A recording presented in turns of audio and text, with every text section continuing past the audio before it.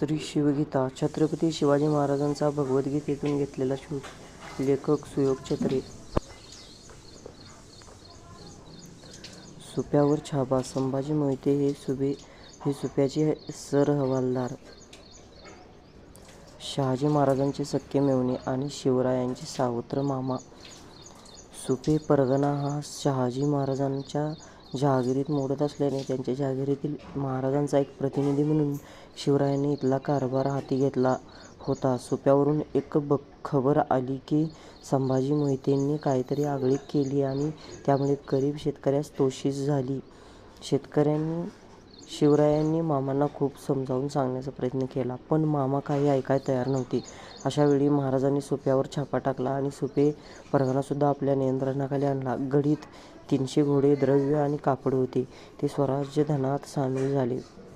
सुप्याची व्यवस्था यादव, सिद्धनाथ हवालदार आणि चांदोजी व येसाजी अत्रे यांच्याकडे सोपवून महाराजांनी मामांची रवानगी कर्नाटकात शहाजी महाराजांकडे केली. आणि ही सर्व मोहीम करताना महाराज अतिशय सावधपणे एक पाऊल उचलत होते. जावळीभर मोहीम. जावळी म्हणजे एक दुर्गम भाग. इथल्या प्रदेशाचे पिढ्यानपिढ्या राज्यकर्ते म्हणजे मोरे. इथल्या घराण्याला चंद्रराव हा किताब होता. मोरे घराणे हे नेहमी आदिलशाहीचे मांडलिक म्हणूनच राहिले. मुळात इथला प्रदेश अतिशय बिकट आणि दुर्गम असल्याने कुठल्या सत्तेने ते जास्त शिरकाव न करता मोरेंना केवळ एक मंडलिक म्हणून राहू दिले. आदिलशहाला जो भाग जिंकणे अवघड वाटे त्या भागावर तिथला स्थानिक शासक ठेवून त्यांना मांडलिकत्व देणे हा आदिलशाही रणनीतीचा एक भाग होता. जंजिऱ्याच्या सिद्धी जेव्हा शिरजोर होऊ लागला तेव्हा सुद्धा आदिलशहाने हीच रणनीती वापरलेली होती. त्यामुळे जंजिऱ्यावर शेवटपर्यंत आणि अनेक शतके सिद्ध्यांचेच राज्य राहिले.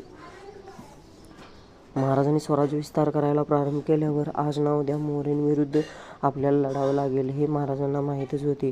तरीही महाराज मोरेंशी सरळतेने वागत राहिले.